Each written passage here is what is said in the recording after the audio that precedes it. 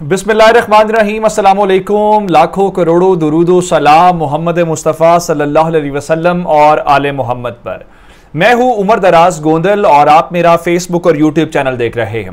मैं आपको ये बताऊं कि इमरान रियाज की गिरफ्तारी को अब तकरीबन कोई 24 घंटे के करीब का वक्त हो जाएगा, या आप ये समझ लें कि कोई 18 घंटे का वक्त हो चुका उनकी गिरफ्तारी को। लेकिन उनके केस के अंदर एक बड़ा ब्रेक थ्रू हुआ है। चूंकि आज सुबह 10 बजे आपने देखा कि इस्लामाबाद हाई कोर्ट के अंदर फैसला था। इस्लामाबाद हाई कोर्ट ने कहा जी ये तो केस इस्लामाबाद का बनता ही नहीं है, तो इसलिए हमारे इख्तियार में नहीं है। जिसके बाद अटक के अंदर उनको पेश किया गया, अटक की मकामी अदालत के अंदर, फिर 12 बजे पहले, उसके बाद उनको दोपहर 2 बजे दोबारा पेश किया गया और उसके बाद फैसला महफूज हो गया। तकरीबन भी वहां पे कोई 1.5 घंटा केस चला। आप हैरान इस बात के ऊपर होंगे कि ये जो 1 घंटा 18 मिनट का केस था, उसमें 1 घंटा 14 मिनट उनके जो वकील हैं, ये हमारे दोस्त सिद्दीक जान भी इस बारे में हमें उन्होंने इसकी बात की तस्दीक की कि 1 घंटा 14 मिनट मियां अली आवान जो उनके वकील हैं, वो मैजिस्ट्रेट के रूबरू गवर्नमेंट के वकला को, जो इन्वेस्टिगेशन ऑफिसर है, उसके बखिए उधेड़ के रख दिए।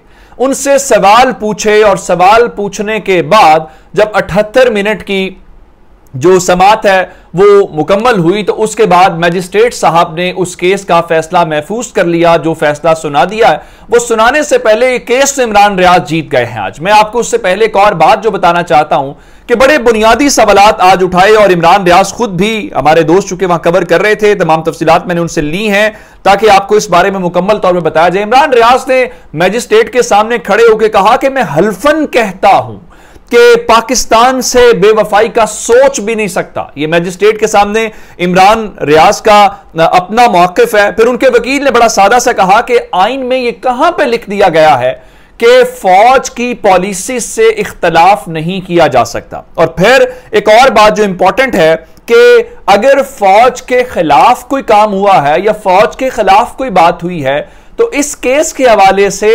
फौज खुद क्यों नहीं मुद्दई बनी।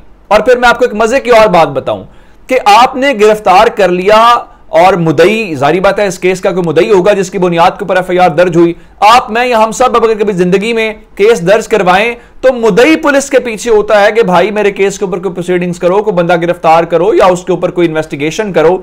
लेकिन यहां पे मुद्दई का कोई अता पता ही नहीं है। वो साहब जो इस केस के अंदर मुद्दई हैं, वो आज अदालत के अंदर पेश ही नहीं हुए। यानी जिसके खिलाफ उसने एफआईआर दी है, उसको पुलिस ने गिरफ्तार कर लिया है, वो लाहौर का रहने वाला, अटक के अंदर उसको गिरफ्तार कर लिया गया है, अटक की अदालत में उसको पेश कर दिया गया, लेकिन मुद्दई साहब तशरीफ ही नहीं लाए। उन्होंने ये जरूरी नहीं समझा, उन्होंने खुद से एफआईआर दी हो, अपनी मर्जी से दी हो, तो तब वो इस बात के ऊपर आए ना। अब उसको पता था कि आज सूरत हाल उसके खिलाफ हो सकती है। फिर मियां अली अशफाक आवान ने आज केस को, गवर्नमेंट के पूरे केस को उड़ा के रख दिया। उनका फौज का कोई नुमाइंदा के बात कर ले कि जनाब इन्होंने हमारी ताकत के खिलाफ कोई काम किया या उसके बाद, लेकिन इस बारे में कहीं पे कोई बात नहीं हुई। और फिर मैं आपको एक तस्वीर दिखा के फिर फैसले की तरफ लेके जाना चाहता हूं। ये जरा तस्वीर देखिएगा। ये तस्वीर इमरान रियाज की अदालत के अंदर है, जिसके अंदर आप देख सकते हैं कि उनको हथकड़ियां लगी हुई हैं और वो मुस्कुराते हुए आपको नजर आ रहे हैं। अब इससे आप अंदाजा कर लीजिए कि जो इमरान रियाज हैं वो हथकड़ी पहन के मुस्कुराते हुए इस पूरे सिस्टम के ऊपर हावी हो गए हैं। अब इस बात के ऊपर कि इस केस का फैसला उस मैजिस्ट्रेट ने सुनाया क्या है। अब मैजिस्ट्रेट ने केस का फैसला महफूज किया और महफूज करने के बाद अब उस केस का जो साहब ने फैसला सुनाया है, बिल्कुल उसी तरह का फैसला है जिस किस्म का फैसला आज इस्लामाबाद हाई कोर्ट ने सुनाया। इस्लामाबाद हाई कोर्ट ने कहा जी हमारे दायरे इख्तियार में नहीं है। अटक वालों ने कहा जी हमने गिरफ्तार किया है, डीपीओ उमर सलामत इसका बड़ा क्रेडिट ले रहा है। उसके बाद अब जरा खबर सुन लीजिए, जो आपके पास असल खबर है कि अटक की जो मकामी अदालत का मैजिस्ट्रेट है, उसने फैसला यह सुनाया है कि जनाब यह केस उनके दायरे इख्तियार में ही नहीं आता। अगर दायरे इख्तियार में इस्लामाबाद के भी नहीं आता, अटक के भी नहीं आता, तो फिर गिरफ्तार क्यों किया भाई उस बंदे को। अब जरा उसका अगला हल सुनिए। अब एक आज उनका सुबह केस इस्लामाबाद हाई कोर्ट के अंदर 10 बजे लगा, उसके बाद 2 बार वो अटक की अदालत में पेश हुए हैं। अब एक ना शटल कॉक आपने लफ्ज सुना होगा, कभी इधर भागना कभी उधर भागना। अब आज रात 10 बजे मैजिस्ट्रेट ने इमरान रियाज को रावलपिंडी की अदालत में पेश करने का हुक्म दे दिया। मैं आपको इसलिए कह रहा हूं कि इमरान रियाज साहब ये केस जीत गए हैं। अगर उनके खिलाफ कोई चीज इनके पास होती, केस स्टैंड करता, तो अब तक उनका जिस्मानी रिमांड लेते और ये पुलिस के हवाले और 14 दिन अगले दे। अब मैं एक और आपको बात बता दूं, इमरान रियाज साहब ने अखलाकी तौर पे और कानूनी लिहाज से ये केस अपने नाम कर लिया है, लेकिन उनकी रिहाई ये सिस्टम नहीं होने देगा। अब आप कहेंगे वो कैसे? आज जब उनके केस की समाअत चल रही थी अटक के अंदर, तो चकवाल की पुलिस भी पहुंच गई और चकवाल की पुलिस ने कहा जी हम इमरान रियाज को गिरफ्तार करना चाहते हैं। और हैरानकुन तौर पे मैं आपको एक और बात बताऊं, आज उन्होंने मुख्तलिफ फैसले रखे कि आप रिहा कर सकते हैं, लेकिन उसने मजिस्ट्रेट साहब रिहा कैसे करते, या उनके इख्तियार, जहां पे चीजें फैसले ही ऊपर से आ रही हैं, चीजें ऊपर से हो रही हैं, हमें हुक्म ही ऊपर से है, तो मैजिस्ट्रेट बेचारा क्या कर सकता है। अब आपको बताना ये चाहता हूं कि आज हुआ क्या। उन्होंने सुगरा बीबी केस का एक हवाला दिया। अब मैं चूंकि खुद कानून का तालिब इल्म हूं तो मैं ये फैसला आपको सुना सकता हूं। सुगरा बीबी केस का 7 रुकनी बेंच सुप्रीम कोर्ट का फैसला दे चुका है कि किसी एक मुद्दे के ऊपर एक से ज्यादा जगहों के ऊपर एफआईआर नहीं हो सकती। तो इमरान रियाज के ऊपर पहली एफआईआर गुजरांवाला के अंदर दर्ज हुई, तो जब गुजरांवाला के अंदर एफआईआर दर्ज हुई, बाकी जो 17 जगहों पे एफआईआर आपने दर्ज करवाई हैं वो सारी की सारी इररेलेवेंट है, उनकी जरूरत नहीं है। तो एक और बात आई दोस्त हमारे ने एक बड़ी खूबसूरत की कि ये कैसा शख्स है जो हथकड़ियां पहने हुए है, जो मुस्कुरा रहा है और 17 जिलों की पुलिस उसका इंतजार कर रही है, उसके पीछे है। अब मैं जो आपको बता रहा हूं ना कि रिहा नहीं होने देंगे, बेशक वो आज कर लें। अब इनको यहां से रिहाई मिलेगी तो उसके बाद इनको चकवाल पुलिस गिरफ्तार कर लेगी।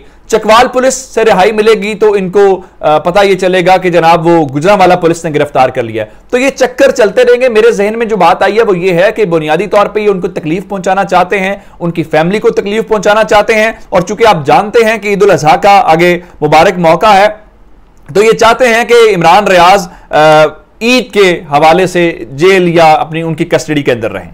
लेकिन बात घूम घुमा के फिर मुक्तदर हलकों के ऊपर आ गई है और फौज से और डीजी आईएसपीआर से जवाब मांग लिया गया। आज शीरी मजारी साहिबा ने और फवाद चौधरी साहब ने प्रेस कॉन्फ्रेंस की है और शीरी मजारी साहिबा जो हैं उन्होंने क्या किया कि उन्होंने कहा कि मुल्क में इस वक्त मार्शल लॉ है और बाकी जहां पे वजाहत कर रहे हैं डीजी आईएसपीआर आके वजाहत करें कि क्या उनका इस गिरफ्तारी से, सहाफियों की गिरफ्तारी से ताल्लुक है या नहीं, उनको हरासा किया जा रहा है कि नहीं किया जा रहा, उनको थ्रेट किया जा रहा है कि नहीं किया जा रहा। ये सारी बातें करने के बाद फिर फवाद चौधरी ने एक और बात की। फवाद चौधरी ने कहा कि बदतरीन मार्शल लॉ के अंदर भी सूरत हाल ऐसी थी कि पैरामिलिट्री फोर्स को इस्तेमाल नहीं किया गया, लेकिन रात को जब इमरान रियाज को गिरफ्तार किया गया तो वहां पे रेंजर्स की गाड़ियां, रेंजर्स के डाले खड़े थे। अब ये विफाक का एक महकमा है। अब मुझे ये बताएं इससे क्या तासुर गया होगा? इससे कोई अच्छा तासुर गया होगा, या कम से कम जो जिन लोगों ने ये सारा कुछ किया है उनके जहन में क्या बातें हैं कि वो सारा कुछ सुन रहे हैं? इन सारी बातों से हटके इमरान खान तहरीक इंसाफ के जो चेयरमैन हैं उनके हवाले से एक तो आज सुबह आपने देखा कि उनको मकामी अदालत ने उनकी जमानत में तोसी की।